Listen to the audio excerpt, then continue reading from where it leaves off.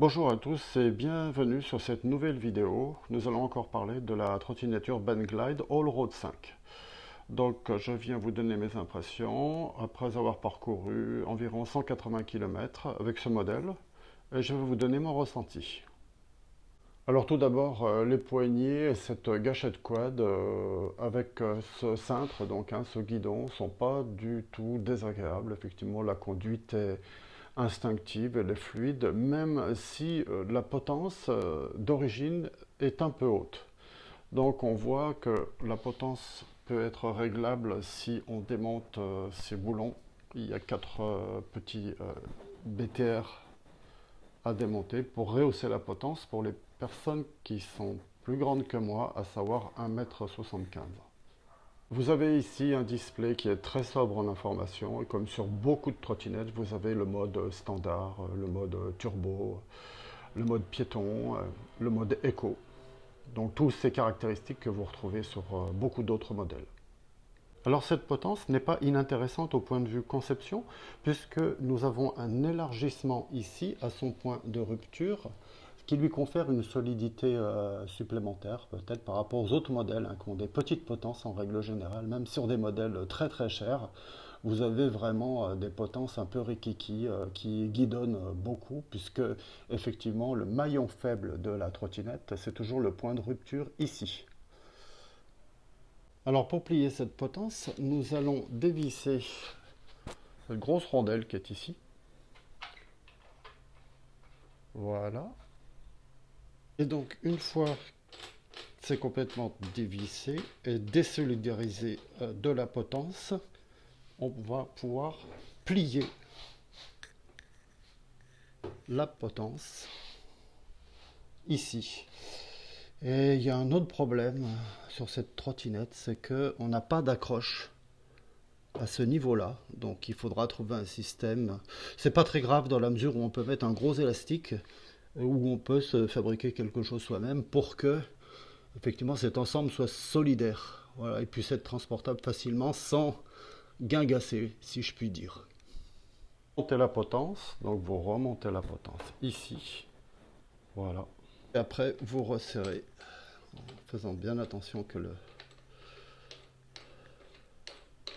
tout rentre bien.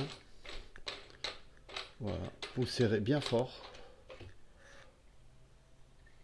Voilà, on serre bien fort. Et après, votre potence n'a pas de jeu. L'ensemble est robuste et tient parfaitement.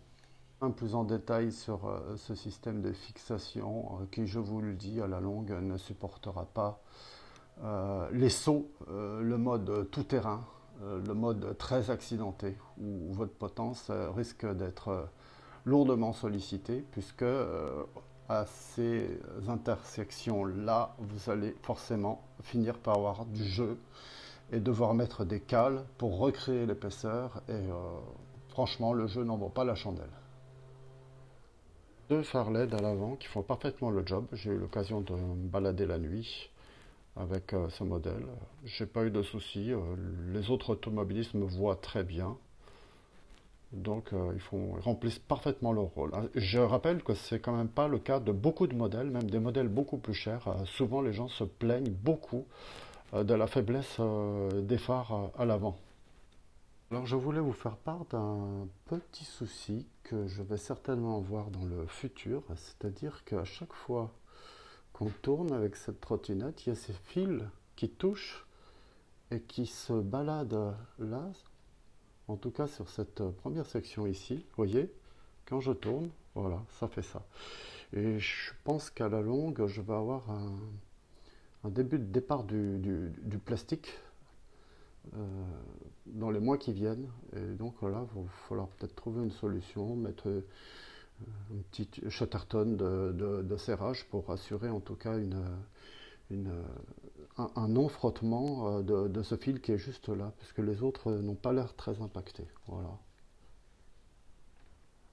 Donc je reviens sur cette suspension avant qui est réglée très très dur à l'avant. J'ai toujours pas trouvé le moyen de la régler. Si quelqu'un a une info là-dessus, je suis preneur. Donc on a des pneus de 10 pouces à l'avant qui semblent parfaitement convenir pour des chemins de terre. des chemins de terre quand même battus, bien aplatis. Hein. Il ne s'agit pas d'aller faire du trial avec cette machine, je vous le déconseille. Mais sur les chemins de terre, très très à l'aise sur ces pneus.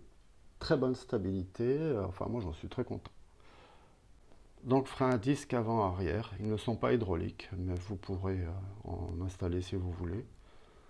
Donc ici j'ai déjà dû faire un réglage des plaquettes qui n'étaient pas bien centrées pour le disque et on le voit encore que c'est pas ça. Donc il faudra certainement jouer sur les hauteurs de l'étrier pour avoir un bon réglage. Dans l'immédiat, ça ne me gêne pas trop puisque je trouve qu'ils sont quand même assez efficaces, même dans cette configuration. Ici, nous avons notre deck avec donc les phares et effectivement la petite bande lumineuse LED que l'on retrouve pratiquement maintenant sur toutes les trottinettes. Donc ça n'a rien d'original. Ce qui est intéressant là-dessus, c'est la grandeur du deck, voire sa largeur. Bon, il est ni trop long, ni trop court et ni trop large, ni pas assez. Personnellement, je chose du 42 et je peux me mettre les pieds l'un à côté de l'autre là-dessus, derrière. Sur la longueur de ce deck, on est quand même sur quelque chose de très stable.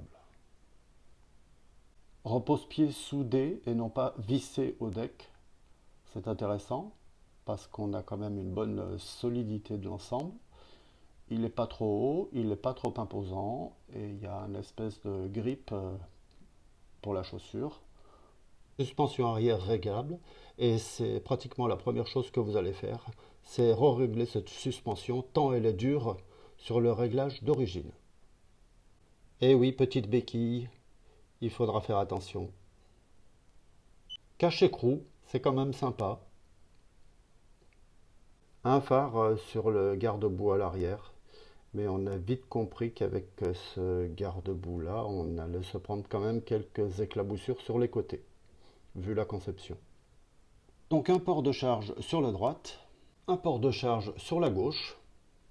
Effectivement, un port de charge de chaque côté, c'est pas inintéressant dans le cadre d'une chute avec ce modèle, hein, qui, avec des cailloux, râperait et endommagerait le port de charge sur un côté. Et n'en endommagerait pas deux s'ils étaient côte à côte.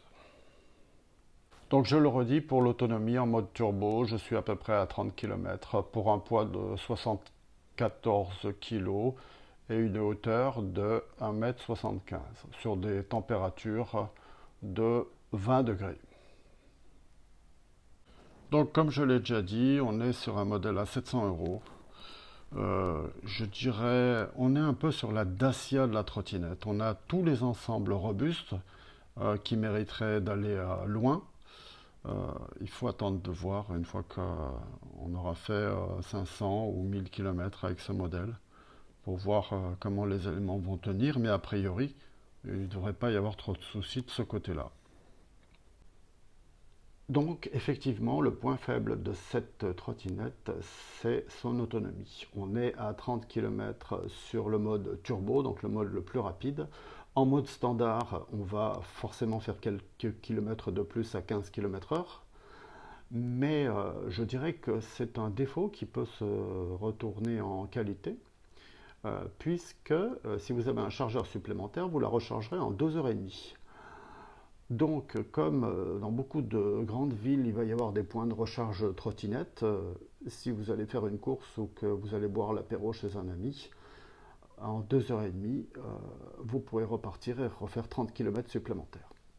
Alors, c'est un détail qui est quand même assez important, sachant que vous avez des modèles de trottinettes comme la Dualtron Thunder 2 qui se rechargent en 28 heures. Alors, comme vous le savez, il ne faut pas charger une trottinette à chaud. Il faut recharger une trottinette tous les jours. Il ne faut jamais laisser la batterie complètement à plat pendant un long moment.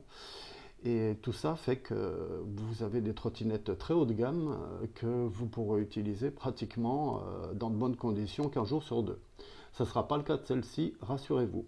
Vous n'aurez pas de recharge de nuit à faire, ce qui est quand même contraignant et un petit peu embêtant. On a vu des surchauffes de chargeurs, de batteries. Perso, je dormirais pas vraiment tranquille avec des gros modèles à 4 000 € et des temps de recharge aussi longs.